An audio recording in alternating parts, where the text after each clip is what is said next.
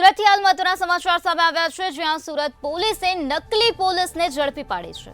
નકલી પોલીસ બની જુગારધામ પર રેડ પાડવામાં આવી હતી। 5 જેટલા ઈસમોએ જુગારધામ પર રેડ કરી હતી। તો જુગાર રમતા ઈસમોને પકડી પૈસા પડાવી લેવામાં આવ્યા હતા। જુગારનો કેસ નહીં કરવા 1.73 લાખ રૂપિયા પડાવવામાં આવ્યા હતા। ત્યારે રૂપિયા પડાવી આરોપી ફરાર થઈ ગયા હતા। જુગાર રમતા ઈસમોને શંકા જતા પોલીસનો સંપર્ક કરવામાં આવ્યો, ત્યારે પોલીસે સીસીટીવી તપાસી નકલી પોલીસ સામે ગુનો નોંધ્યો છે। વરાછા પોલીસે 3 આરોપીઓની ધરપકડ કરી છે। 2 ઈસમોને વોન્ટેડ જાહેર કરવામાં આવ્યા છે અને વધુ તપાસ હાથ ધરવામાં આવી છે। સુરતથી આ મહત્વપૂર્ણ સમાચાર સામે આવ્યા, જ્યાં સુરતની પોલીસે નકલી પોલીસને ઝડપી પાડી છે। 2 ઈસમોને વોન્ટેડ જાહેર કરવામાં આવ્યા છે। પોલીસે સીસીટીવી ફૂટેજ તપાસ્યા અને ત્યારબાદ નકલી પોલીસ સામે ગુનો નોંધવામાં આવ્યો છે। વરાછા પોલીસે 3 આરોપીઓની અટકાયત કરી છે અને આ સમગ્ર મામલાને લઈને વધુ પૂછપરછ હાથ ધરવામાં આવી છે।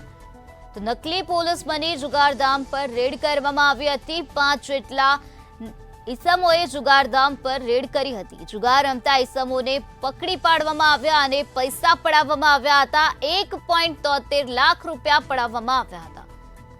તો રૂપિયા પડાવીને આરોપીઓ ફરાર થઈ ગયા હતા।